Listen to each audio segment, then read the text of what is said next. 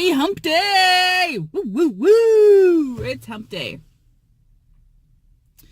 And I'm tired. I think I slept well. I took some melatonin to sleep. Because I wasn't quite tired, but I know I have to get up super early so I can contend with this parking lot. Like, if I were to turn the camera around and show you just how many cars are driving by in front of me, you would be like, whoa. Especially for a smaller town, it's like what I said yesterday, cutthroat. Aside from that, oh goodness, it's Wednesday, people. Are you guys ready for the weekend? I am. It's only Wednesday and I'm ready for the weekend now, baby.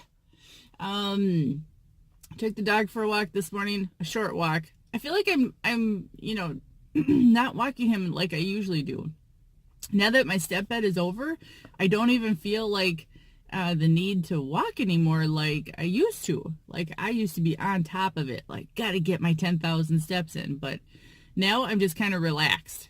And I'm not pressuring myself, and I'm just kind of like, okay, I don't have to get 10,000 plus steps in per day.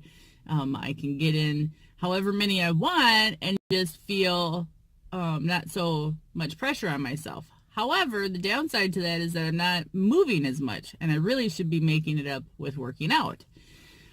But I kind of feel like this guilty feeling, like I need to get home and play with the dog and be with the dog. Like, the dog is a big reason why I don't get out there and exercise like I should. So, or am I using him as an excuse so I don't work out? I don't know. What do you guys think? Do you guys have that issue where you have a pet at home and you're like, oh, or do you just bring the pet along and say, nope, the pet's not going to be my excuse. The pet is my reason for getting active, and I'm going to take my pet for a walk, which I do every night, but it's not like a hardcore, heart-pounding, high-intensity workout. So, and I have Zumba in the basement. I can do Zumba anytime. But things have kind of switched around in my house lately. Like, my son took the TV out from the basement and is using it for his game playing or something where it's not accessible to me to use it.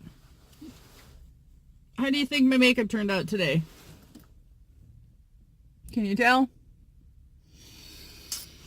So this is how I had to do it. I don't work until 8 a.m. Technically, I could, like, being salaried, I could come in anytime and start working. But typically, the hours are 8 to 5. And in order to get a parking spot in this parking lot, I have to leave my house anywhere from 7 to 7:10 in the morning. So that I get to, because it takes me 12 minutes to get to work. So by the time I get to the parking lot, there's a possibility there's not a parking spot for me. So the earlier I leave, the more likely there'll be a spot for me. And so yesterday morning, I left a little bit later than 7 and got here, and I was closer towards the end of the lot, towards the end of being able to find a spot.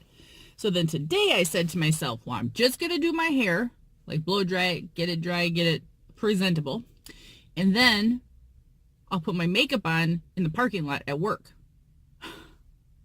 Problem is in my Jeep, I don't have a light with my mirror that drops down. So by the time I got here, it's still kind of dark. I don't have this beautiful sunlight coming in, or daylight, sunrise. So I'm like winging it. And I'm like, oh, I hope I put my eyebrows on right. I hope that my mascara isn't really like on my eyelid too much. But whatever. That's the way it goes. That's my decision. Now, what I could show you, this is what I should show you, is the parking lot, just so you get the gist of what I'm talking about. We have the building I work at now is behind me, which you can kind of see back up here. Then there's a small hill, which can be a large hill for some. And then there is a main parking lot for employees on this hill. And then further east, there's a bigger hill, and then an expansive parking lot down below there. So the parking lot that I'm parked in right now is preferred. If you work in this building, this is where you're going to want your spot, your parking spot. But only half of this parking lot is used for employee parking. The other half is for patient parking. And then further down in that bigger lot is all employee parking. So the problem is that if you park in that parking lot across the street down further east, you have to walk across the street, up a couple flights of stairs, walk through this entire parking lot, and then up that other hill, and then get into the building. So, like I said, it's preferred to try to get a spot in this parking lot because it's less of a walk for you. And as the temperatures are getting colder, like we're talking below zero soon, I'm not even about to try to walk from, what feels like a mile away. It's just silly to me.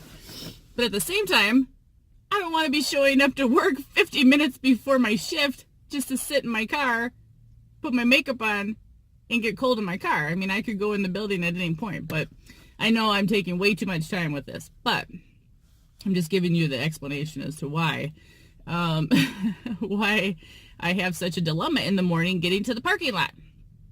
And then the earlier I leave the house, the less time Dasher has in the morning to get some of his energy out before he's got to go back in the kennel before Jason wakes up and takes him out.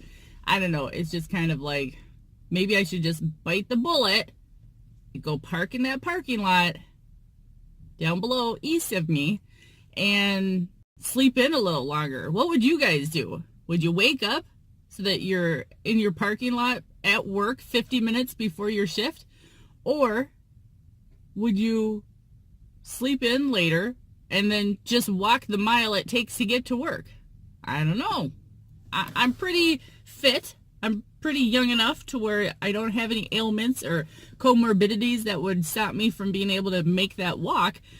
But I'm just self-preserving myself and don't want to walk in the cold. I guess it's to each their own. But in the same token, this is a long time to wait to start work. Although I'm catching up on my vlogging, right? So that's a win-win. I know I'm kind of crazy. Today at lunch, I guess, for some reason I didn't get financial aid for my son all figured out for college, and he's got like a $3,900 balance before he can even pick out classes for the next spring semester. Like, that has to be paid in full before he starts classes or before he can pick out classes. So that's kind of a hindrance. Like I said, I thought I had everything figured out. Helping him do financial aid and getting like a loan and getting all that situated, but I guess I didn't. So on my lunch break today, I'm going to be calling the college and asking them other options for loans and finding out what I can do as a parent. College is expensive, especially when you're trying to help your kids get through college. But I'm just going to keep on trucking. Would rather have a college degree kid than not at this point, if they're willing to do it, and I'm willing to work through with him and just get it done. Get it done, get it over with. Go back to college when you're in your 30s or 40s if you're not too sure what you want to do again. But get something done now. All right, I'll see you at lunch. Or break if I get one, if I make time for one.